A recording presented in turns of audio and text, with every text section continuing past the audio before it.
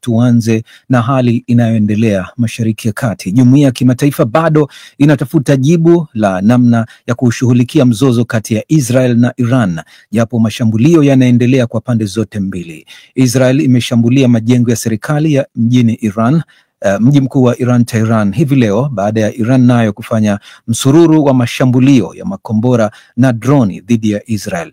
Umoja wa Ulaya, Umoja wa Mataifa na viongozi mbalimbali wa ulimwengu wamezungumzia wasiwasi ulioko kuhusu hatma ya vita hivi. Saumu Mwasimba anaarifu zaidi. Mashambulio ya kulipiziana kisasi kati ya Iran na Israel bado yanaendelea kwa kiwango cha kasi. Jeshi la Israel likisema limeshambulia majengo kadhaa ya serikali katika mji mkuu wa Iran Tehran, na kuthibitisha pia kuzishambulia barabara za kwenye eneo la kituo cha nyuklia cha Fordo, kuzuia shughuli zozote za kufikia kinu hicho cha urutubishaji urani.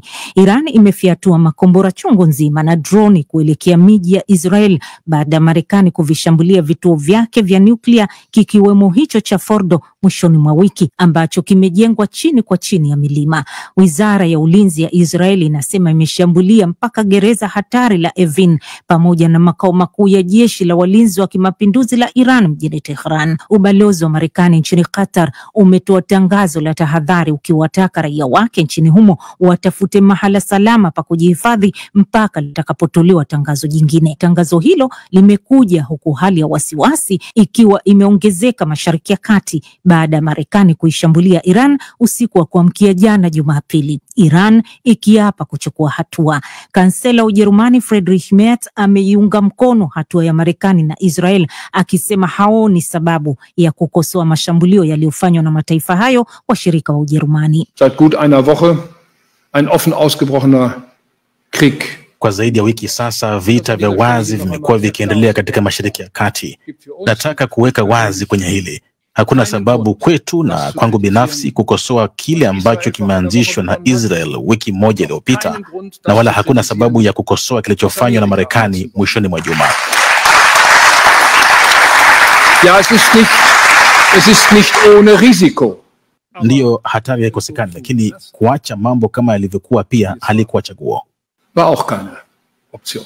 Vita kati ya Iran na Israel na uingiliaji kati wa Marekani kwa kuishambulia Iran vimeongeza wasiwasi duniani, na hasa baada ya bunge la Iran kuidhinisha hatua ya kufunga mlango bahari wa Hormuz unaotegemewa na ulimwengu katika usafirishaji mafuta. China, Umoja wa Ulaya na viongozi mbalimbali wamezungumzia juu ya umuhimu wa kufanyika juhudi za kuishawishi Iran kutochukua hatua hiyo. Pembezoni mwa mkutano wa mawaziri wa mambo ya nje wa Umoja wa Ulaya mjini Brussels, waziri wa mambo ya nje wa Italia Antonio Tajani amesema amezungumza na mwenzake wa Iran Abbas Araghchi na kumwambia hatari zinazoweza kusababishwa na hatua ya kuifunga njia hiyo ya Hormuz, ikiwemo kuharibu uchumi wa Iran yenyewe. Urusi, mmoja wa washirika wa karibu wa Iran, imesema inatazama namna inavyoweza kuisaidia Iran kujiondoa katika hali inayoendelea. Araghchi alikutana na Rais Vladimir Putin hivi leo mjini Moscow na kumpa hakikisho hilo, huku akiyaita mashambulio ya Israel na Marekani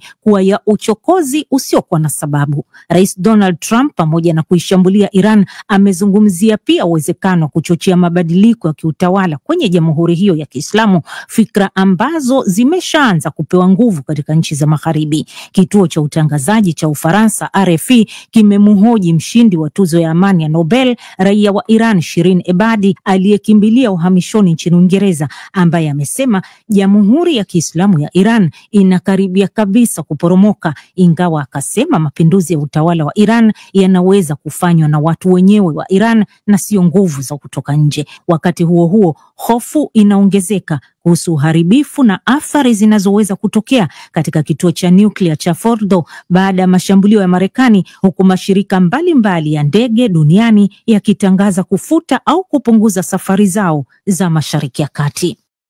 Ripoti yake Saumu Mwasimba. Na kama ulivyosikia katika taarifa hiyo ni kwamba bunge la Iran limeidhinisha hatua ya kufungwa kwa mlango bahari wa Hormuz.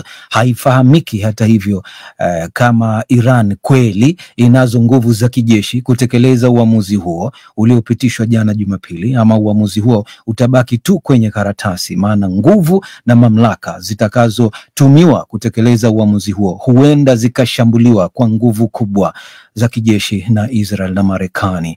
Je, vita kati ya Israel na Iran na kufungwa kwa mlango bahari wa Hormuz kunaweza kuwa na athari gani kiuchumi? Nimezungumza na Nasoro Kitunda, mchambuzi wa masuala ya kiuchumi katika jiji kubwa la kibiashara nchini Tanzania, Dar es Salaam, ambaye kwanza alikuwa na haya ya kueleza. Kwa Irani mwenyewe anaweza akaathirika katika masuala ya kiushuru, lakini pia uingizwaji wa bidhaa katika nchi yake, na hii pia inaweza ikaleta mtikisiko wa bei ya bidhaa hasa katika nchi yake, lakini mtikisiko wa uchumi kwa maana ya vitu ambavyo Irani inachukua kutoka nje inaweza ikawa ina changamoto. Kufungwa kwa mlango huu, Nasoro, kutaikwamisha Irani yenyewe kushindwa kusafirisha mafuta yake. Je, hii inaweza kuwa ni kifo kwa uchumi wake Iran? Inawezekana isiwe kifo, lakini ukateteleka. Kwa sababu sote tunajua uchumi hautegemei tu biashara za nje. Na nadhani hili Irani wamelifikiria kwa kina. Ziko sababu za ndani zinaweza zikasababisha uchumi. Biashara za ndani yenyewe kwa ndani ya mikoa na kuuziana bidhaa wenyewe kwa wenyewe, hiyo inaweza ikakuza uchumi wako. Unapokiona kwamba uchumi utateteleka, lakini sio anguko la moja kwa moja. Na katika hali hii, mlango wa bahari wa Hormuz, hili ni jambo ambalo liko karibu sana kwa bara la Afrika na hasa pia vile vile eneo la Afrika Mashariki.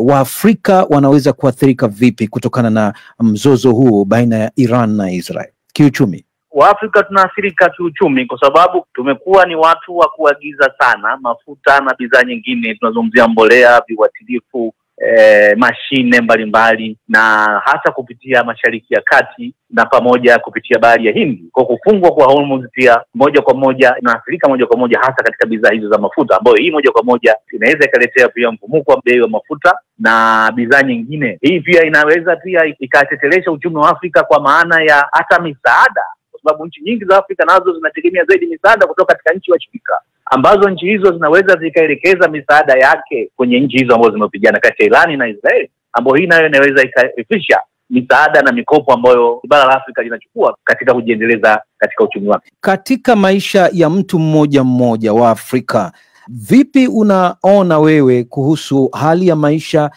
ya kijamii katika kipindi kifupi na hata katika kipindi kirefu kijacho cha mapambano haya kati ya Israel na Iran kiuchumi? Maanake inaweza ikabadili mfumo wa uchumi wa wananchi wa kawaida, na hasa ukiangalia miji yetu hii ya Afrika, ukiangalia Entebbe, ukiangalia Dar es Salaam, watu wametegemea zaidi usafiri wa umma, ambao kama mafuta yatapanda, maanake tunatarajia gharama za usafiri kuweza kupanda kutoka sehemu moja kwenda sehemu nyingine, ambayo hii pia inaenda kumwathiri mtu moja moja. Lakini hata masuala ya chakula pia inayo inaathiri moja kwa moja, kwa sababu pia vyakula hivi vinasafirishwa kutoka miji kwenda mijini, na chumi zetu za Afrika nyingi zimegawanyika katika miji na mijini. Kwa bidhaa ambazo zinatoka mijini kwenda vijijini zitakuwa na bei kubwa kutokana na kiwango cha mafuta ambacho kinatumika. Na ukiangalia pia bara Afrika tumekuwa watumiaji wakubwa hasa wa vyombo hivi vya usafiri vya bodaboda, ambao navyo pia vimekuwa tegemezi kubwa hasa katika eneo la mafuta. Kwa hiyo mgogoro huu una athari ya moja kwa moja hasa ya mwananchi wa kawaida katika bara Afrika, kwa sababu nchi zetu nyingi zimekuwa zikiendeshwa na huo uchumi wa kidunia. Sisi sio kisiwa. Nasoro Kitunda, kama nilivyozungumza naye kuhusu athari za kiuchumi za mgogoro kati ya Israel na Iran.